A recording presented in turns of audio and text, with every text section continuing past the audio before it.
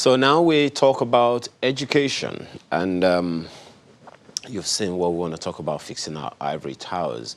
The university system is a tertiary institution, not just, well, which should just not focus on as a citadel of knowledge, but a citadel of ideas for the economy, for government, for all kinds of things.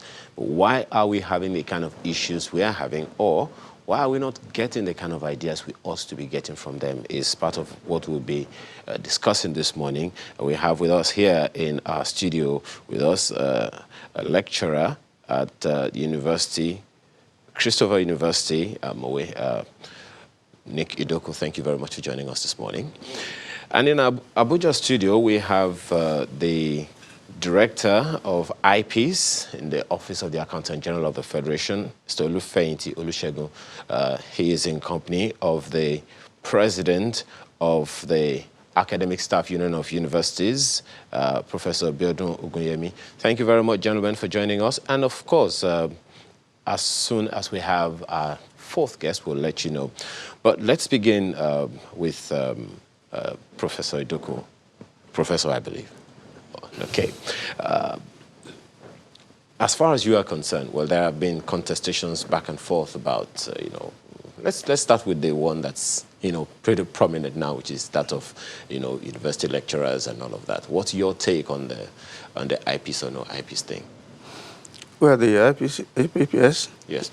Yeah, I think the institutions that have staffing, particularly the federal government institutions, where IPPIS is being applied to public servants. The professors and lecturers in those institutions ought to submit themselves to the same IPPIS. There's nothing making them different. It's just to ensure that you use the right platforms or softwares to determine the number of staffing, to determine their pay, to ensure that you don't waste resources, or that people corruptly enrich themselves, or in instances where you have ghost workers all over the place, even dead people receive salaries in Nigeria. It's just to ensure that there is a system in place where there is transparency and accountability. So you don't see any problem with the IPPIS, and you don't see any justification for the ASUU rift? No, I don't see anything. Okay. Because I think it's just mere noises they are making. They are saying, are they special in Nigeria? Well, I think that's what, well, let's quickly They are not special, no. Okay, let's quickly go to Abuja now. Professor Ogunyemi is right there. I would like to take him up on this matter. You've heard Professor Idoko. What's your perspective? We know, okay. Oh, sorry, I just been corrected. It's the chairman of, the director of IPPIS right there in Abuja. So, tell us now, take us through this issue. You are not unfamiliar with the issues that's been coming up as far as this IPPIS is concerned, especially among the university lecturers, ASUU in particular. Please take us through what you understand their issues to be and how is it being addressed. Well, good morning, Nigerians.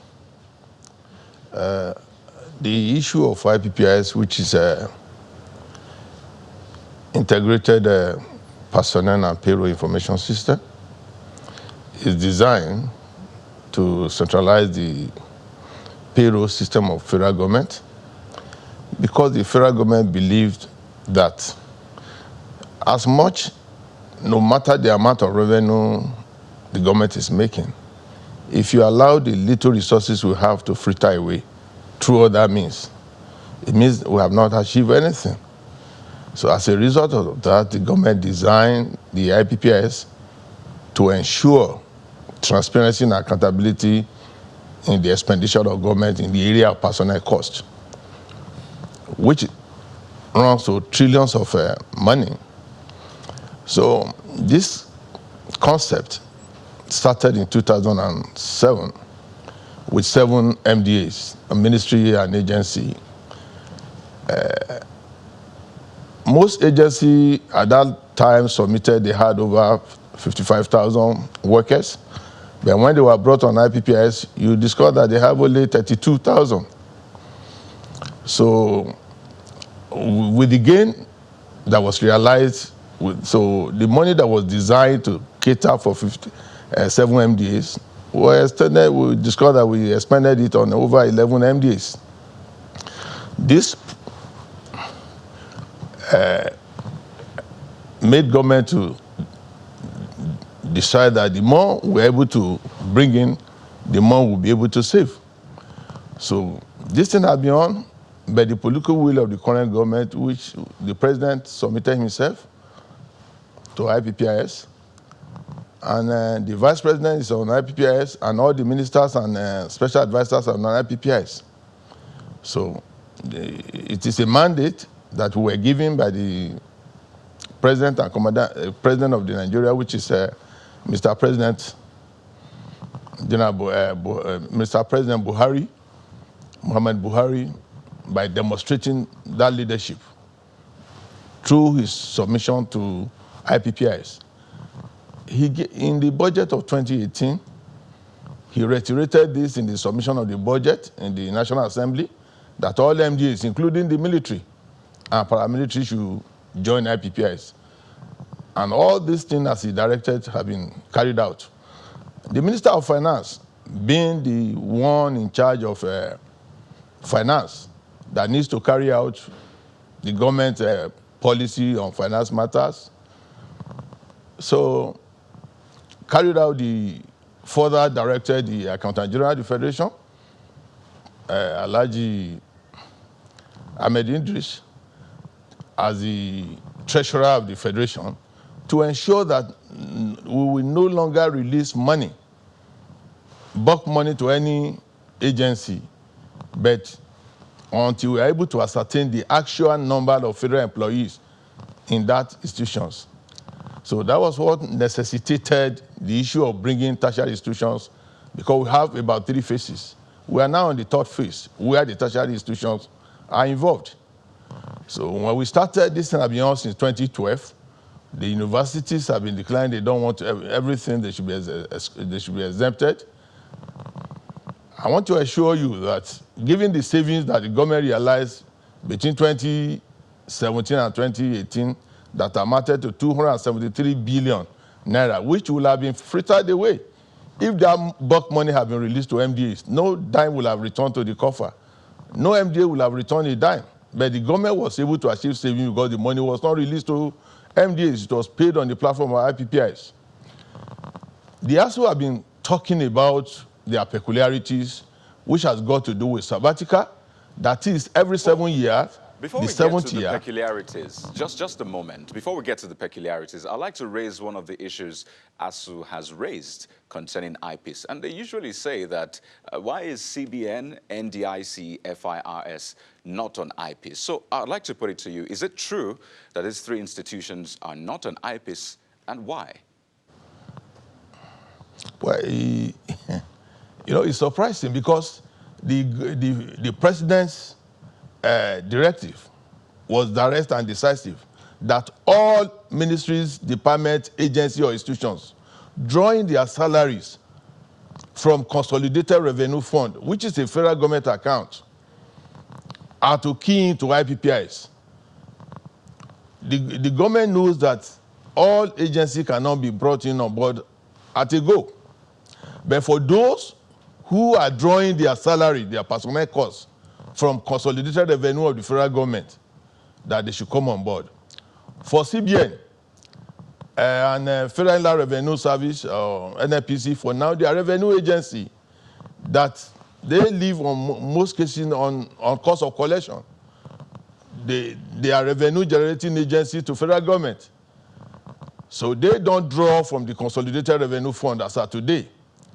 So it is left to government as to what to do in the next chapter, because it is a journey that just started, which the federal government believe the best way to save Nigeria's scarce resources in terms of fund of the federal government is to ensure that this money is not wasted through other means. So this is why the federal government has restricted it to consolidated revenue fund MDs that normally come to request for fund. So, and that is what is submitted to the National Assembly. And he Joining us reiterated it in now. this 2020 budget. Yes. Thank you so much, Mr. Olusegun. Just joining us now is the Vice Chancellor of Kano State University of Science and Technology, Professor Shehu Musa. He joins us from our Kano studio. Thank you very much, Professor, for joining us. We're having a conversation on what we need to do as a nation to move our citadel of learning beyond what's just learning, but into also generating ideas for the nation and all of that. What are the challenges that you see that hasn't made us to be able to achieve that as at this moment, and how can we solve those issues, especially in our tertiary institutions?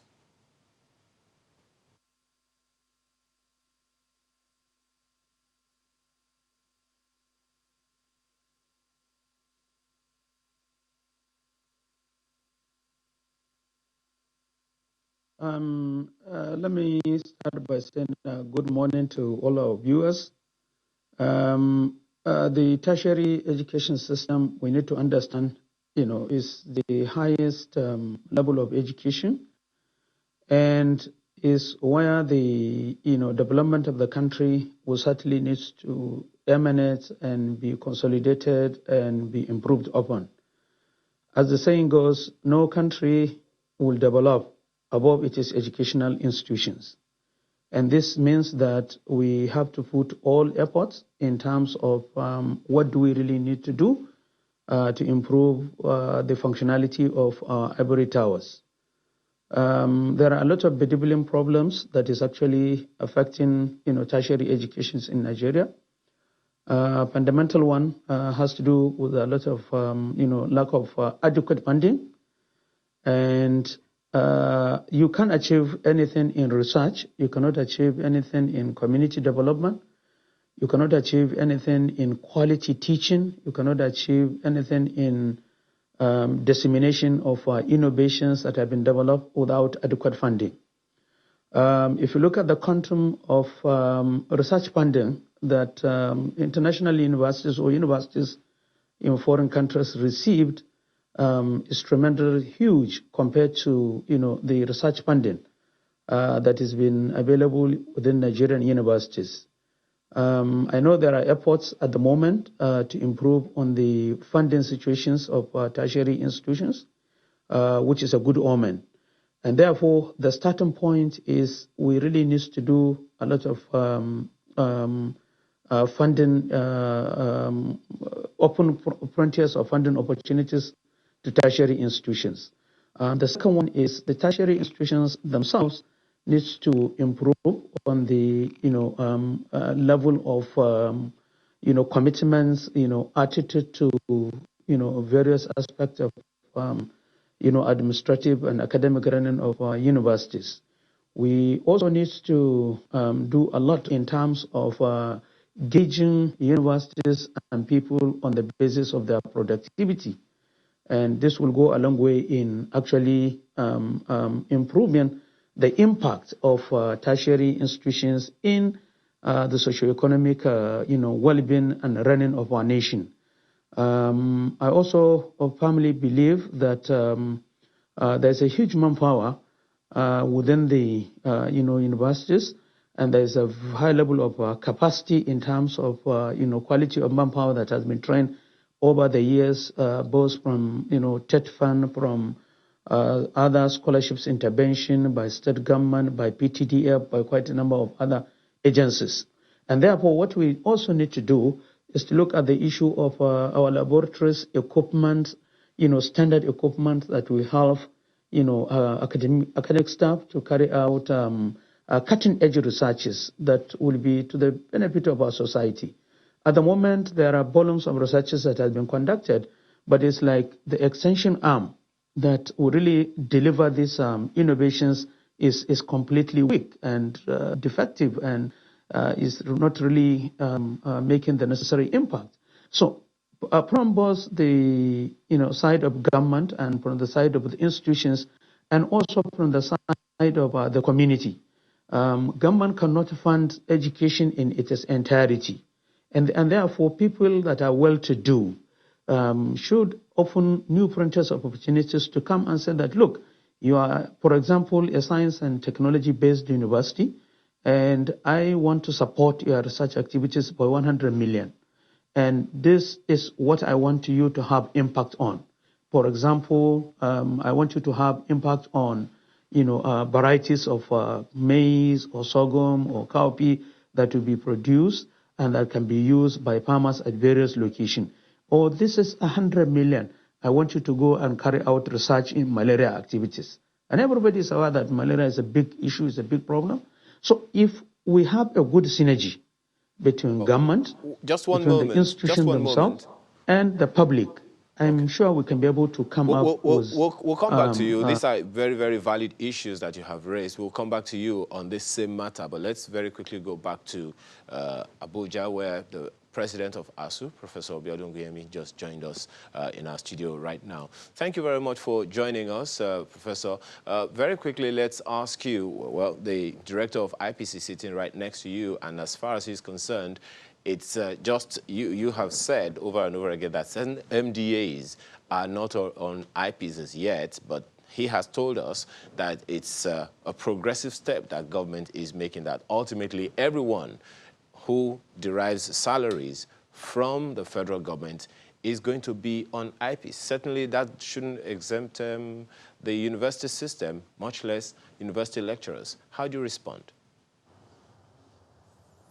Well, thank you very much. I want to say once again that what ASUU has been saying is that the unique arrangement, the unique nature of universities will not fit into IPPIS. And I will illustrate this now more practically. They have said that only those who are on pensionable appointment will be captured by IPPIS. And we say that universities welcome scholars that may come for some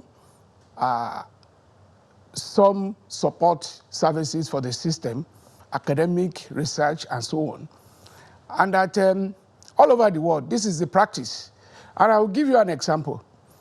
Just 3 weeks ago, we were in Addis Ababa at the headquarters of African Union, where scholars in diaspora came together to think of how best they could help revitalize higher education in Africa. And a lot of case studies were presented. The case of our friend, our late friend, Pius Adesomi, who was until his death the director of African Studies at Carleton University, Canada, came out for mention. This professor, this scholar, was visiting more than 3 universities in Africa.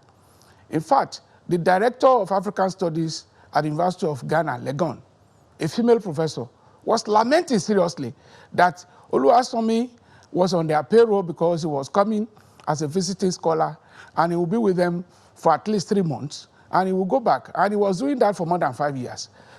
2 other universities in South Africa also said the same thing about him. Nigeria, going by IPPIS arrangement, will not have room for that. Even if a scholar in diaspora wants to come to Nigeria for 1 year sabbatical leave, bringing a lot of experience, research, academic teaching, and what have you, the IPPIS arrangement will not accommodate such. And that is what we are saying. IPPIS originally was defined as a program meant for professionalism, accountability in the civil service. And we have the originating document from the World Bank. I have a copy here. And in that document, it is clearly stated that it is meant for MDAs. Universities are not MDAs. Universities are not part of core civil service. And that is what we have been saying. If you have a program that will not accommodate for the flexibility that university education requires, then we are trying to bring down our universities from even the little feasibility we have in the global ranking. Because those who have been coming to Nigerian universities to provide intellectual support, as well as our colleagues in diaspora, people like Tony Falola, We were together in Ethiopia 3 weeks ago, and he gave examples of what he has been doing to support Nigerian universities. We had many of them. You also look at a situation whereby Nigerian scholars who are in South Africa, who are in Kenya, who are in Europe and America, they are occupying enviable positions. Until recently, a Nigerian scholar was a VC at the University of Gambia.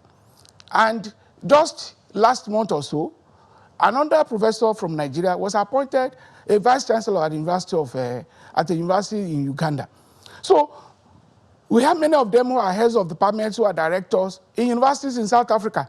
Why can't we encourage our universities in Nigeria to go the same way other universities in the world are practicing? And when you look at one of the objectives they have stated in the IPPIS program. I'd like Mr. Olusegun to respond to some of the issues you have raised just before you go on. So, Mr. Olusegun, he has raised some issues, but two of them stick out. On one hand, would IPPIS accommodate the peculiarities he has raised, such as visitation, for example? Would IPPIS accommodate that? And also, he has raised the issue of, universities not being MDAs. And over time, ASUU has said that, there is no legal backing for ASUU or university lecturers enrolling with IPPIS. So what is the legal backing for this directive? So on one hand, will IPPIS handle the peculiarities he has raised? And what is the legal backing for enrolling university lecturers in IPPIS? Well, as our ASUU members are academicians. They are in the academics. And if the word MDAs, which is ministry, this stands for departments, the other one is agency and institutions of government. So except the ASUU is saying the universities is not an institution under the federal government. They are under the Federal Ministry of Education. They are all, when we talk of agency, there are other agencies under ministries. So the word MDA is not a civil service closure. So, and I just want to enlighten the society in that area. The other peculiarity the Professor Biodun Ogunyemi is saying is this. The ASUU is concerned mainly about people that might likely come to Nigeria universities. The federal government is concerned, as of today, we are not only concerned mainly about people that will come, we are concerned mainly about how many workers are in the federal university as of today. Can ASUU in its 10 Nigerians, how many are on their payroll as of today? I'll be very glad if the professor can tell Nigerians about that. It's one of the key reasons why the federal government is interested in ascertaining how many federal government employees do we have on our payroll and how much do we need to plan for them in terms of budgeting. For all agencies that are on IPPIS, the federal government, the National Assembly, we attest to the fact that they don't labor much as to ascertain how much each and everybody is entitled to. It's not subjective. Unlike Mr. Olusegun, on that note, you raised an issue now about ASUU not being sure or perhaps not able to say how many people they have as members at this moment. Well, that's an issue that he may want to respond to. And of course, there is also this news out there that 100 fake professors were detected in Nigerian universities. More on that when we return from this break. Stay with us. Still here now, let's very quickly ask you, Professor Idoko. You heard the submissions of the ASUU president. One of the issues that he has raised is the fact that, look, as far as the university system is concerned, visitors usually come, researchers come from outside Nigeria, which the university system needs to be able to tackle on its own, and consequently, the IPS will alienate the capacity of university governing councils to be able to take that on. What do you think? No, I don't think so. First of all, I would like to say that federal government institutions are part of MDAs because they are part of the federal government. So just like the IPPIS man was trying to explain, it's either a department or an agency. It may not be a ministry, but they are regulated by an agency of government called NUC, National Universities Commission. And National Universities Commission is also under the Ministry of Education, which is a federal government ministry. So the universities under the federal government cannot say that they are exempted from IPPIS because they are not MDAs. They are. That's number one. Number two, there's something called budgeting. Our universities don't plan. They don't budget. They like to fritter away resources. Why can't they budget for visiting professors? Why can't they plan for that and present a budget to the federal government? Every year, MDAs go to defend their budgets, including the universities. Why can't they prepare budget looking ahead? Third, they ought to have what you call IGR. Our universities don't look inwards. They do not produce enough IGR. Even where they produce, they fritter the IGR away. So they should invest in IGR, in opportunities, in the industry. Our universities have no relationship with the industry. So why is it like that? The research products in the universities are just lying there, gathering dust. Because most cases, those research innovations are not really innovations. I'll give you an example. In Germany, where I did my PhD, you are not awarded a PhD unless you publish your dissertation. In Nigeria, you don't have to publish your dissertation. You just produce a thesis, and you go and submit it to the library, submit it to your department, submit it to the postgraduate school, and that is it. What's wrong with that? A whole lot is wrong with that. So if you publish it, it will come under public scrutiny. Some of them will say that's a publication. No, it's not a publication. It's not a publication. There are three ways you publish in Germany, for instance. It's either through online, internet, or you publish through microfiche, or you publish it as a book. You must do one of those three. But in Nigeria, that does not happen. Okay. Let's. There are other cases before us. The National Union, Universities Commission has also raised some issues about fake professors. Let's take this to Kano, where Professor Shehu Musa is right there, to ask him this question of fake professors in university as alleged by NUC. But okay, well. We'll go to Kano in a bit, but let's take this to Mr. Professor Oguyemi now. You have heard Professor Idoko. Add to that whatever your response would be to the fact that there are allegations that ASUU is divided.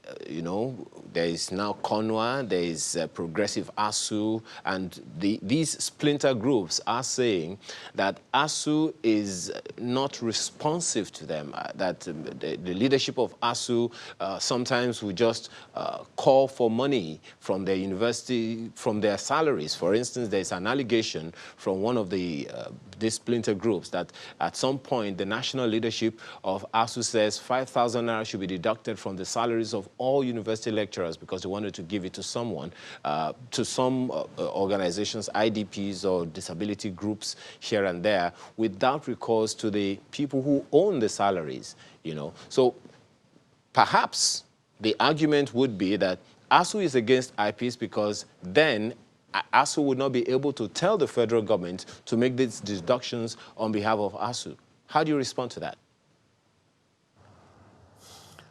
Well, thank you. The last point you raised about deductions, our constitution is clear about that. The National Executive Council of ASUU takes decision about finances on behalf of the union, of the membership. And the NEC consists of all branch chairpersons, and there is no decision that is taken about finances, about intervention in social issues in the society without the consent of NEC. So we have not done anything illegal. What probably may be missing is the information and how we are arrived at some of these decisions. But we're always improving on that. Then talking about the so-called splinter groups, well, the media has been amplifying this. And we think they should understand the context. The context is such that if individuals have problems with their organizations, they have ways of resolving them. The Constitution makes provision for parts for settling disputes, and that part is what we are holding on to. So we believe there is no dispute in ASUU that is beyond resolution. That's just it. Professor Idoko also has mentioned the issue of universities not doing enough in Nigeria, and he started the example of Germany. We have to put things in proper perspective. Do we have the same facilities as they have in Germany and Nigeria? To conduct research in Nigeria, scholars or PhD students will have to pay through their noses. This is unlike other places where they have extensive grants to support their research and studies. Even in South Africa, for every proposal you make, the relevant ministry will come into it and they will see how they can profit from it. That is not happening in Nigeria. The Germany you mentioned, Germany provides education free at all levels. And university scholars there, they enjoy extensive research support and state-of-the-art facilities. We don't have such in Nigeria. So each time we say Nigerian scholars are not productive, Nigerian scholars are not linking up with the industries, we should also encourage the industries to come and invest in the universities. Every agreement we have in Nigeria with the Nigerian government, we have always had this provision, which tilts towards what we call triple helix, the link between government or among government, industries, and the universities. So we are interested in that, but we need to have the facilities in place before we can achieve that. They're talking about fake professors. Certainly fake professors are not amongst ASUU. And if you talk of the fake professors too, who are supposed to identify them? I can tell you the number of ASUU members, the ASUU members that we have. I can give you the figures. Figures of university workers are supposed to be provided by governing councils, and that is what we are saying. And that takes us to the issue of the autonomy of the universities. Each time we talk of MDAs versus universities, we should not just reduce it to, universities being an agency of government, being an agency of the Ministry of Education. Because the law, the autonomy law as we have it today, expressly states that any government circular that is not consistent with the operations of the university should not be respected. And I have a copy of the law here. So if you just Google it, look at University Miscellaneous Provision Amendment Act 2003, as gazetted in 2007, which is called the University Autonomy Law. So we have a basis for what we are saying when we say universities are not just like any other MDA, because university can be an institution of government, just like we have other institutions. Other institutions that we have in education, they don't enjoy the flavor that the law has given to universities. And if we insist, we keep telling them, the IPPIS office has stated as one of its objectives to adopt best practices. But we should also talk about best practices in university system globally. We don't know of any country where university scholars are pigeonholed into the office of the Accountant General of the Federation. In Germany, even where government finances education at all levels, they send funds through the appropriate agencies. They don't go there directly to administer funds, to administer personnel, and so on and so forth. And that is what we are saying. We have a law that provides for this pathway. The pathway such that governing councils can handle all of this. And the law, as we keep talking about, states that where a council is found to be incompetent or corrupt, that council should be dissolved immediately and reconstituted. This is part of what we have been saying. There's a three-level filter system in the universities. Internal audit, which is a routine thing that must be done on a daily basis. But there's the second level, which is to be instituted by the governing council. The governing council is supposed to bring up external auditing. The council appoints the external auditors. And even where we think that they are not performing adequately, there is a third level, which is the visitation. This is what we have been telling the Nigerian government. The last visitation that was conducted to federal universities was carried out in January 2011. And we have been saying close to 9 years, another visitation is due. So there are ways by which we can know what is going on in the university system. And if we follow this path, Let's quickly allow Mr. Olusegun respond, just on a final note on IPPIS. Two issues now that have been raised. Now, Mr. Olusegun, there are concerns that IPPIS is not homegrown, and I understand that ASUU has some form of alternative to IPPIS. You know, they're saying that it is not homegrown, it is not designed in Nigeria, so they have some concerns. So are you willing to accommodate that alternative by ASUU? And secondly, what happens after the December 7th deadline? If this impasse continues, then what will be your decision? Yeah, we are happy to say that all the people working in IPPIS, there is no single foreigner.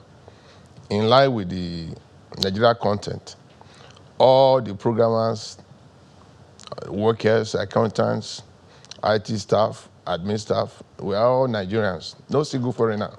You can't get a single foreigner in IPPIS. Be that as it may, I want to assure Nigerians that the system is designed to accommodate all peculiarities that the ASUU members have been challenging. Even we've set up a 22 committee, ASUU members were involved to take care of their peculiarities. Tell us your peculiarities that require attention. It was demonstrated to them. It was at the last minute on October 8th at the General Assembly of the Vice Chancellor, Bossers, Registrars, and Chancellors, headed by that day the chairman of that's the NUC Executive Secretary, Professor Rashid, was present. It was at that level the ASUU made a U-turn. This thing cannot take care of their peculiarities. They now came up with the issue of illegality. We are happy to tell Nigerians that out of the 4 unions that are in the university, the SANU, the NASU, the NAT, at that General Assembly told the line that they have seen what IPPIS is capable of doing, and they are going to key in and ask their members to key in. And I'm happy to tell you that the registration, the enrollment is ongoing in all the federal universities. One thing is this that I want to say precisely, Professor Goyemi is a lecturer in Olabisi Onambajo universities. Probably he's not really vast enough for what is obtainable at the federal level. Probably maybe that is why his opposition is so, because you know when you don't know much about what is taking place at the federal level, we are not enrolling the state university members as of today. We are concerned about the federal employees. As long as you are working in the federal universities, IPPIS will take care of you. We've just completed that of the polytechnics. I'm happy to tell Nigerians that as of today, as of yesterday, we paid the military on IPPIS. We just keyed over 937,000 federal employees on IPPIS, leaving the colleges of education and the university, which is ongoing. And the feeler I'm getting from the field every day in the morning, at every time, the registration is well embraced, in spite of ASUU's opposition. Because the issue is this: Nigerian, as long as you're federal employees, federal government will pay you. We want the lecturer to concentrate on their areas of teaching and research. So, and the NUC have helped the system to ensure that lecturer can only visit one university.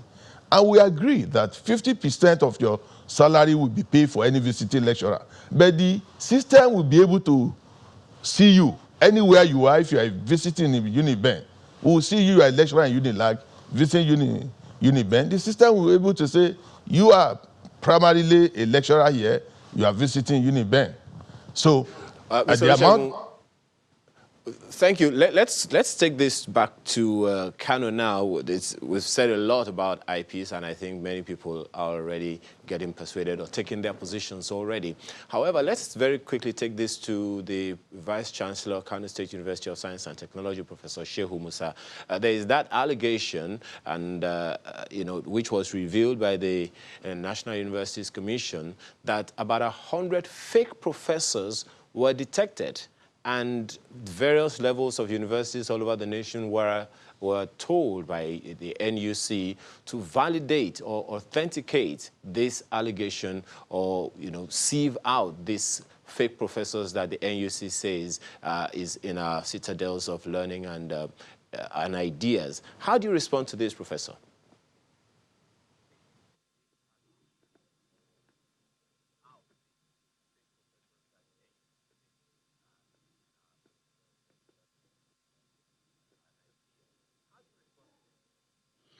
Let me start by saying, you see, in the last couple of months, the National Universities Commission has been doing a very good cleansing work. And this, I believe, is the right thing to do in the right direction. However, the last 2-3 months, we also have complete information about, the proliferations and the existence of 58 PEC universities. And if you have 58 PEC universities, it will therefore not be too surprising to have PEC professors.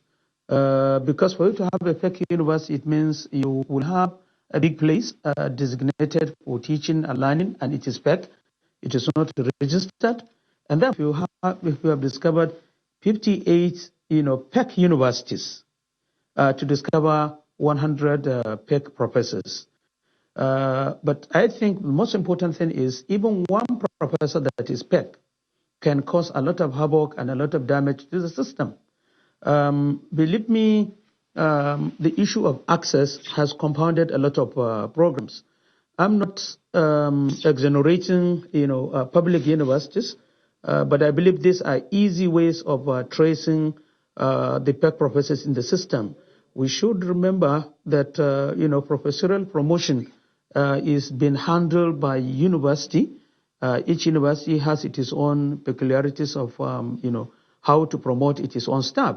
And I'm also happy that currently the National Universities Commission, under the leadership of Professor Abubakar Adamu Rashid, is actually working on coming up with a minimum benchmark that will support the promotion of, professorial level and other levels.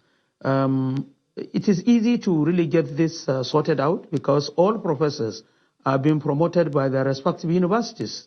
And if anybody, any university, for example, I can categorically assure you that as far as Kano University of Science and Technology is concerned, we don't have any PEC professor. But, there are universities that have 500 professors, 600 professors, or more than that. Probably in those institutions, there may be some opportunities for these culprits to find their way. Some of them, they came as full-fledged professors to the universities. And I'm sure no vice chancellor in public universities, even in private university, that would deliberately promote, a PEC professor. But some of them, they will now tell you that they have worked in Canada, they have worked in the United States, they have worked in various places, giving you 5 history of their, working places. And you find it probably sometimes difficult to really, X-ray all these different places they have worked together. But I think this is a wake-up call for all vice chancellors of Nigerian universities, and I can assure you we'll be ready, very willing to decisively deal with the issue of PEC professors. Well, thank you very much for being a part of our conversation this morning. Professor Shehu Musa, Vice Chancellor, Kano State University of Science and Technology in Kano. He joined us from our Kano studios. Thank you so much. I would also like to thank you, Professor Nick Idoko, lecturer at the Christopher University, Mowe. Thank you very much for your time. I would also like to give much thanks to the Director of IPPIS, Mr. Olufeyinti Olusegun, as well as Professor Biodun Ogunyemi, President of the Academic Staff Union of Universities. Thank you, gentlemen. Thank you very much for being a part of our conversation this morning. We're back in a moment to take some of your comments. Please stay with us.